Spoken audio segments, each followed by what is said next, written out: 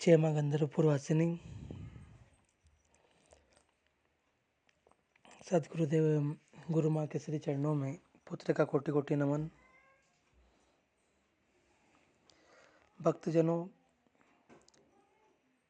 जीवन में किसी भी तरह का उलझन हो, बगलामुखी का यह मंत्र प्रयोग आपके जीवन में नई दिशा और नया ऊर्जा का संचार करेगा। आज का विषय अत्यंत ही खास है, क्योंकि आज मैं आपको बताऊंगा आपके कष्टों से निवारण कैसे हो सकता है। इस जीवन में बहुत सी समस्याएं होती है। कई बार नौकरी में समस्या आ जाती है, कई बार परिवार में विवाद होने लगता है, कई बार झगड़े इतने हो जाते हैं कि कोर्ट कचहरी के चक्कर लगाने पड़ जाते हैं। उस स्थिति में आपको माँ बगलामुखी की साधना करना चाहिए। माँ बगलामुखी की साधना से इस प्रकार के जो भी कष्ट है, चाहे वाद विवाद हो, मुकदमा चल रहा हो, शत्रु अधिक हो रहे हो, या कोई व्यक्ति आपको हानि पहुंचाना चाहता है, या फिर गंभीर रोग से आप ग्रस्त हो चुके हैं, इन अवस्थाओं में आप माँ बगलामुखी के मंत्र का जप अवश्य करना चाहिए। क्योंकि कलयुग में माँ बगलामुखी की साधना का प्रभाव इनकी साधना करने से ही होता है। कहते हैं कि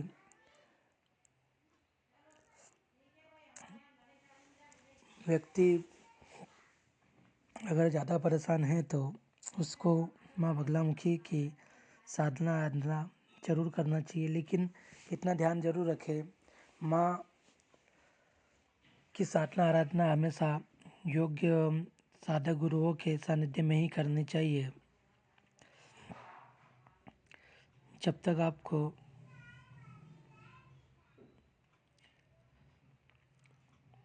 योग्य गुरु न मिले, आप माँ के 108 नामों का जाप व चिंतन करते रहे, मनन करते रहे।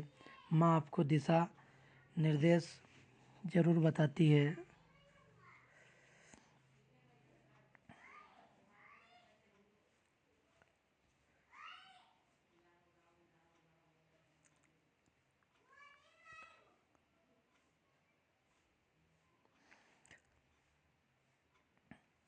कहा जाता है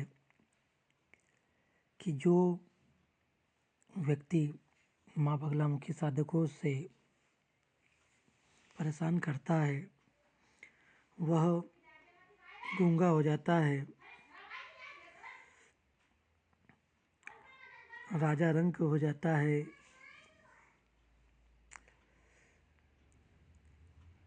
अग्नि भी ठंडी हो जाती है, क्रोधी व्यक्ति भी सौम्य हो जाता है, दुर्जन भी सज्जन व्यक्ति हो जाता है जब वह सिद्ध साधकों के सानिध्य में आता है।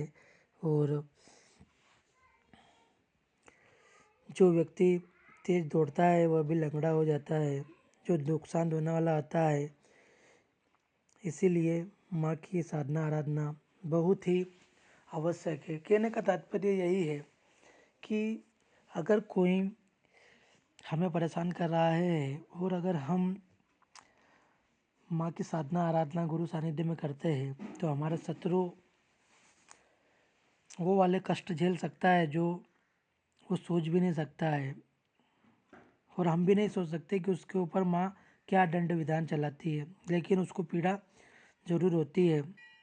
अगर आप किसी भी तरह की समस्या से परेशान हैं या आपको शत्रु बाधा ज़्यादा परेशान कर रही है, मुकदमों से परेशान हो गए हैं, आपके पीछे कोई व्यक्ति हाथ धोकर पीछे पड़ गया है, या यूँ कहे कि नहा धोकर ही पीछे पड़ गया है, तो आप लगातार उसकी वजह से परेशान हो रहे हैं, वो आपको परेशान कर रहा है, आपको उसका डर सता रहा है कि मुझे बहुत बड़ा नुकसान पहुंचा सकता है। उस स्थिति में माँ बगलामुखी के 36 अक्षरी मंत्र का जप आपको करना चाहिए। जप से पूर्व माँ बगलामुखी के मंत्र की दीक्षा लेना अति आवश्यक है। बिना मंत्र दीक्षा के आप इसको करेंगे तो इसका प्रभाव ही नहीं होगा, बल्कि स्वयं आपको ही इसका नुकसान हो जाएगा।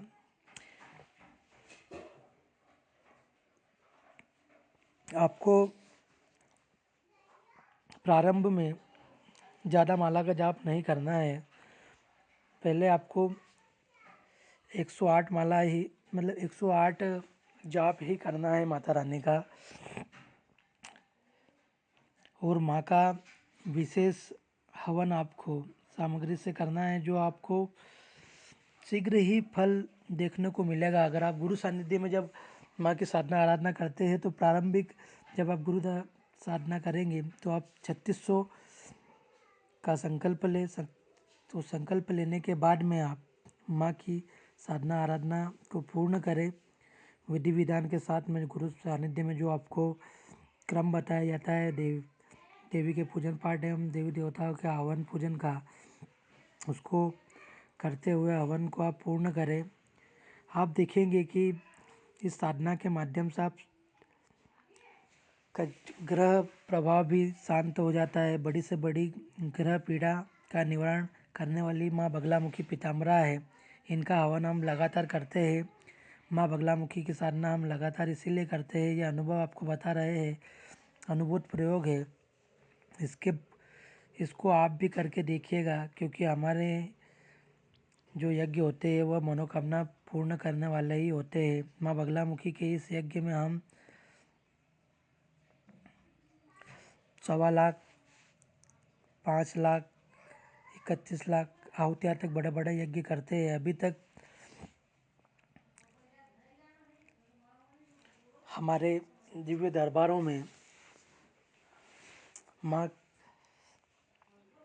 की लाखों एवं सहस्त्रों बार आहुतियाँ प्रदान की गई है लोक कल्याण हित में।